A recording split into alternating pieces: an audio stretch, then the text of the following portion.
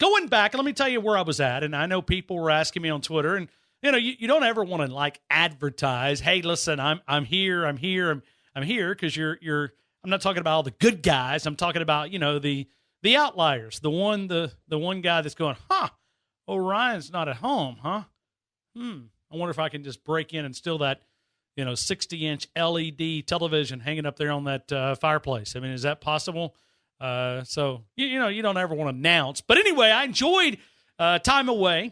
Spent some time in the Grand Caymans and enjoyed a lot of relaxing, getting away, got the batteries recharged. You say, Ryan, why did you do it the first week of the camp? Well, originally, when that was planned, I said, man, the people that filled in for me, they're going to have plenty of content. Well, little did I know that Jalen Hurts was going to go off on a, what do you call that? Would you call that a sabbatical? How did you guys, what was the 5-day report? What did you guys end up calling Jalen Hurts' comments there? You were there. You were live in person. Hey, funny thing, okay? I'll tell you a real funny story. Marquise and I are walking in because I did stay here until practice day and went through practice and observation period, or it was actually the full entire practice, sitting up in the press box. And Marquise and I, we knew they were going to split the quarterbacks. And he said, I'll go get Jalen, you go get Tua. Or I said, go get Jalen, I go get whatever we did. And so he went and got Jalen, I went and got Tua. And then we went to Dotson's Burger Spot down in downtown Tuscaloosa. And we're sitting there, we're talking, and he goes, man, I mean, he was still trying to get over what Jalen had said. And then he holds it up. And I mean, here we are, we're listening to this at Dotson's, and we're going, he said what? He said what? I mean, because, Tua was not as entertaining as Jalen was. And I'm going to tell you in a couple of minutes why it's not Jalen Hurts' fault. And I know people are tuned in here at 2 o'clock, and they're wanting me to go and rant and rave, but it was kind of funny that we're sitting there and just the reaction from all of us. We also apologize to the waitress that we took a lot of her time because we wouldn't order because we were so caught up in watching that video. We couldn't even look at the menu at this point. Well, I mean, she came up and asked me, so Marquise had told us what he said, because, a lot of times what you do is you go and you try to split up and you try to get more interviews. I mean, that's kind of the process behind it. You go one direction and then another person, then you kind of add it up and and we do this in the media business too. I mean, we exchange, we trade, and, we try to cover for one another because, a lot of times there's only 15 or 20 minutes that they give you total. So you got to, if you invest in all of your time, like I got Tua and I got Christian Miller, and that's it. That's all I got in that allotment of time because it was all that we had. But anyway, we have to make it work, and we do. So we get to Dotson's, and she walks up to me, and she said, what do you want to drink? And Marquise, I'm telling you, she could have spoke Japanese, and I'd have had a better clue what she had, because I was not even paying attention. What drink? What kind of drink? What? Sweet tea will be fine. Thank you very much. Anyway, so we're listening to Jalen Hurts, but I'm going to go through a couple different things, okay? And I'm a little bit split. When you get a chance to get away, and I know many of you do this as well, it's hard for me to completely disconnect. And it's hard for me to get completely away because my mind goes a lot of different ways. And I try to take both sides. I try to take one side. And we did this in grad school as well. When you're in grad school, they try to make you defend one side. And then what really makes the side that you believe in even concrete more than what it is, you go to the other side. So if you're defending a hypothesis, you're going to the alternate hypothesis and defending that side as well. So you're kind of understanding what this side is. So if you come up with this hypothesis, I don't know. I mean, salt increases blood pressure. I'm just throwing something out. Okay, I'm a human anatomy physiology guy. So sodium increases cardiac rhythm, right? Blood pressure. Let's just leave it at that. No high or low, just that's our hypothesis. Well, the alternate would be that salt does not impact blood pressure. So you defend both sides, you come up with all this evidence, and and so I'm trying to look at it from a lot of different reasons why. Why did Jalen Hurts do what he did, okay? Because at this point, yeah, you've heard every analysis possible. And so I'm going to try to take a little bit different argument today on the other side. I spent a lot of time trying to understand what Jalen Hurts did and how I can justify what he did. So let's kind of see if we can take that approach, and then we'll see if we can meet back in the middle here for just a couple of minutes. When Jalen Hurts exploded, is it fair to say that that's an explosion? I mean, I think that's easy, right? I mean, we've got that. So we know that. Jalen Hurts exploded. It was venting. It was a lot of venting. Okay, all right, you want to say, okay, he vented, okay? He let it all out there. He put the dirty laundry, hung it out, fine. Put it out on the clothesline. So that's a fact. Okay, I think most people in the audience will agree that's a fact. So let's talk about the frustration. And see, I'm gonna tie this back here just for a couple of minutes. Jalen Hurts finally showed the level of frustration. In that 7-minute period, what was it, 6 minutes and 40-something seconds, I think, total? 7 minutes. We'll round up to 7 minutes if that's okay with everybody sitting in the back of the room. Let's round up. 7 minutes. In that 7 minutes, he showed the frustration. He showed the frustration. He showed the frustration of not being able to defend off Tua Tagovailoa. Now think about this just for a minute. You got a guy that started, 28, 29 games? Well, I guess USC didn't start, but either way, you want to give it to him or you don't want to give it to him. Either way. So Jalen Hurts had built up this credibility with his teammates. Well, all that sort of went away with the lack of play last year and really went down in almost every statistical category when we talk about comparing 2016 and 2017. But Jalen Hurts finally showed that level of frustration because at some point, we were beginning to think that Jalen Hurts was just as programmed as a coach's kid can possibly be. I mean, think about it just for a minute, okay? This is unhuman. You and I get mad, right? Don't we all get? I mean, I get mad. I get irritated. I get upset. I want to say things that I regret, and often I do. Between 2 and 6, sometimes I say stuff that I go, "Dadgummit, why did you say that, Ryan? You shouldn't have said that. That's not the right approach." I mean, many times, but it's hard to kind of retract a lot of the sound. But either way, so we get mad, we get irritated, we show our level of frustration, and Jalen Hurts finally showed that because up until that point, Jalen Hurts had never really showed that side. I mean, think about it, guys. Arkansas holding the kid's neck, and when I say kid, I don't mean disrespectful. Listen, when you get to this point of age, 25-year-old guy's a kid, right? I mean, it's not really that way, so maybe I shouldn't have said that.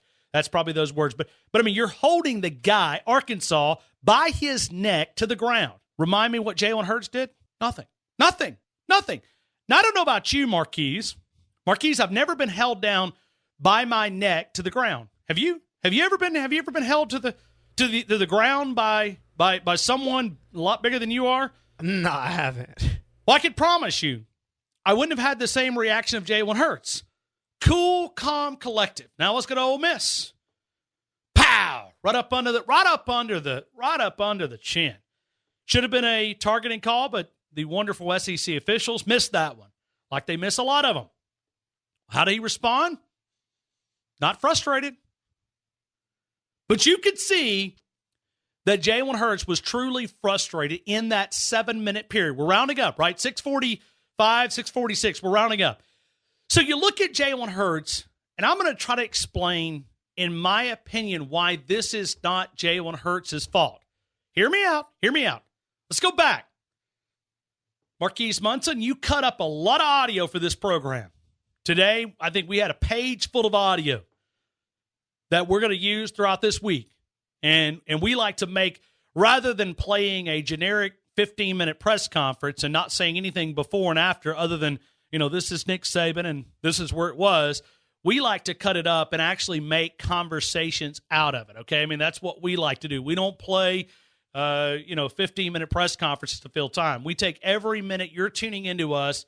We don't take it for granted. We know that you have a choice, right? You can go listen to the guy in Charlotte or you can listen to the guy in Tuscaloosa.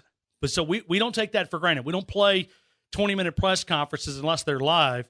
And then, we like to chew them up a little bit and let them marinate a little bit. So let's go back. Marquise Munson, you've been pulling audio for this program for several years. Did Jalen Hurts ever say that he was a Heisman candidate? I mean, do you remember any point? Now, help me out. Anybody in the audience that that remembers that, please point out the day. Did Jalen Hurts ever say he was a Heisman candidate? Nah, not that I can remember. No, I don't think he's ever said that. Can anybody find that audio? Anybody in the back? Anybody in the back of the room? Anybody? Come on, here we go. Auction off here. Anybody? Any takers? Anybody say that Jalen Hurts was a Heisman candidate? Did he ever say that? No.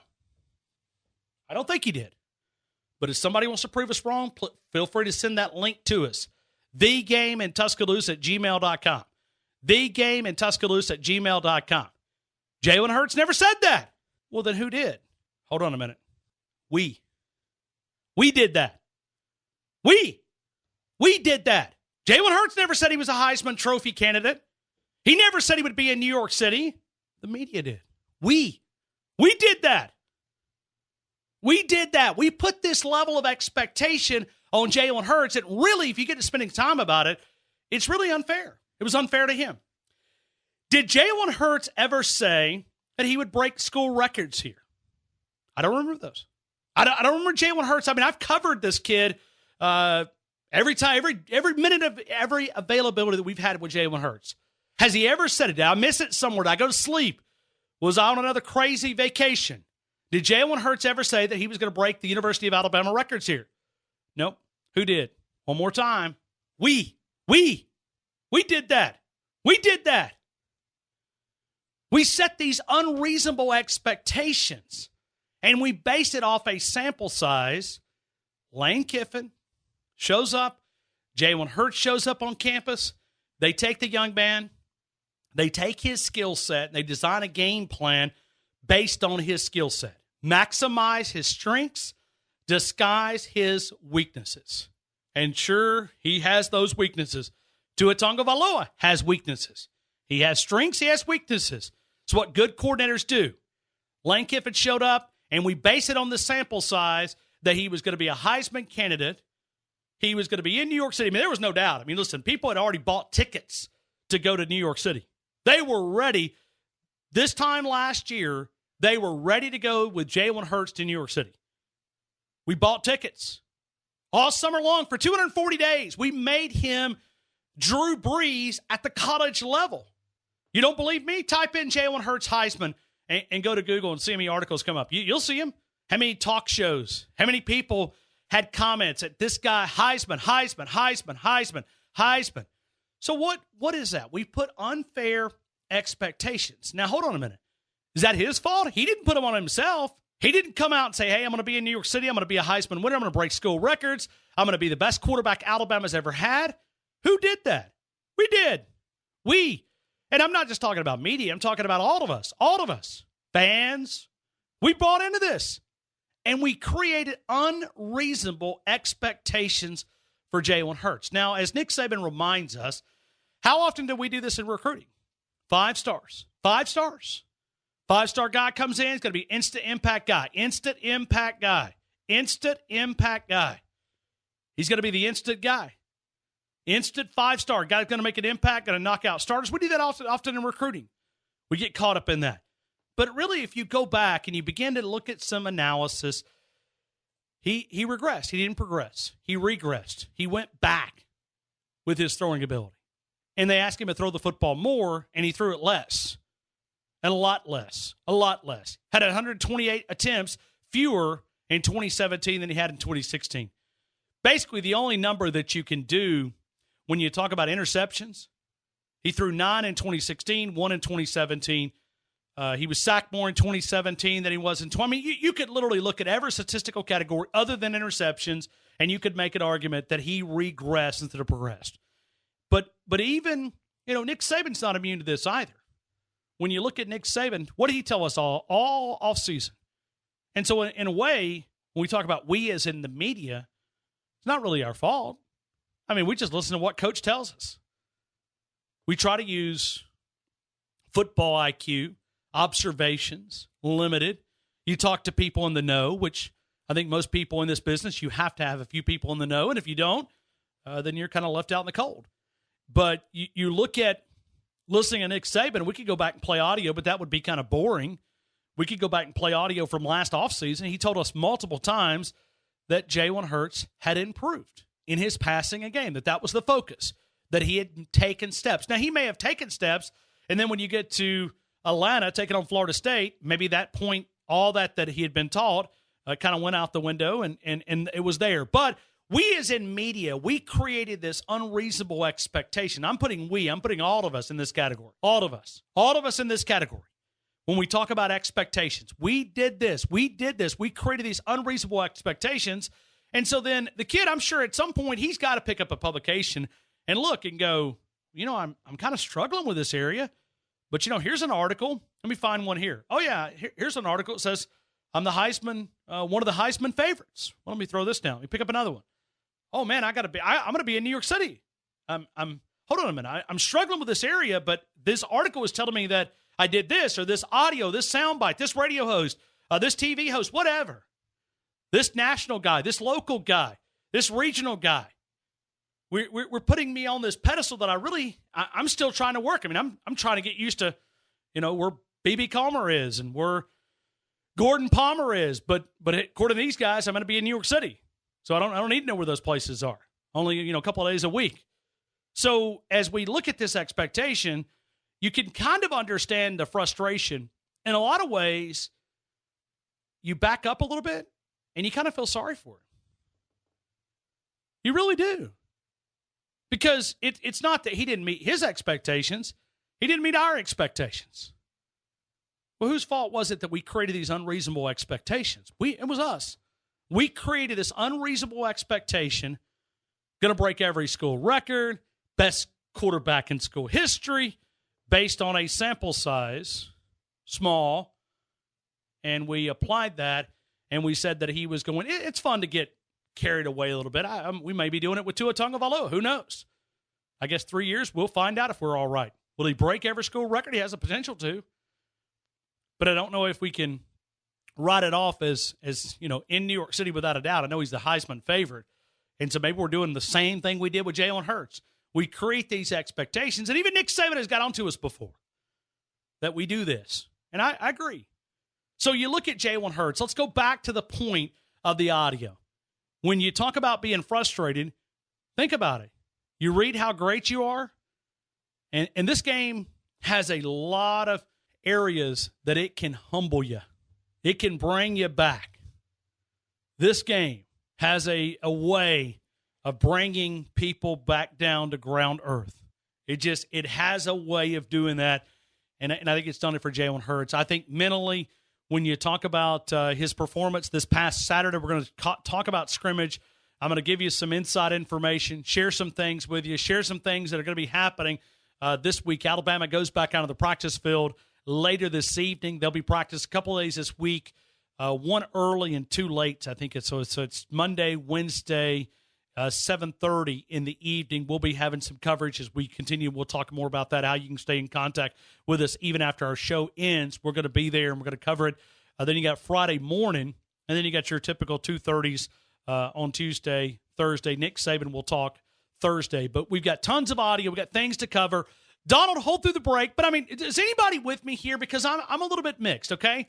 Like, I want to throw stones, but I got to realize why those stones are being thrown.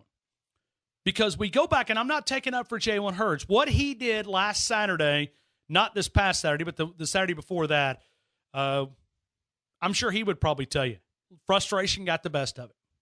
Competing against a quarterback that's better than you are, there's probably a level of frustration. And you got to remember, it's kind of hard to go back and eat some of that humble pie. And it's probably not Jalen Hurts that created it. We made the pie. We created this pedestal. Anyway, we're going to take your reaction. Got tons of audio, tons of things to discuss. Donald, hold through the break. I'm going to take all the callers, 205-342-9904. Do you agree with me? You agree with me or no? Am I completely wrong about this? But I say it's not Jalen Hurts' fault. I think we are the ones that created unreasonable expectations. A lot of media, not all of media, a lot of media, and some of you, even Coach Saban is there. Coach Saban is there. He's not immune to this. I mean, he's the one that led the sort of pack, and I'm sure he's trying to boost the confidence of a player, but he even said it all offseason. that Jalen Hurts had showed progress throwing the football. Well, I don't think we didn't witness that. So I'm backing up a little bit, taking the other side, but I'm also a little bit mixed here because I want to come in and fire up the mic and take shots and say he was wrong and say he was stupid and he shouldn't have said it and whatever. I mean, we go on all sorts of rants. And I probably would have last Monday, but I've had 5 or 6 days to kind of think about it a little bit. And I kind of come up with the conclusion that, you know what? Maybe it's not Jalen Hurts' fault. Because let me real quickly a search here. Did Jalen Hurts write these Heisman articles? No. Did Jalen Hurts host a talk radio show? Nope. Did Jalen Hurts do a national TV show? No. Jalen Hurts was just plugging along, being the quarterback at Alabama. I think we fell into the trap. We fell into the trap. It's our fault. Our fault. Not saying that it's wrong, but we fell there.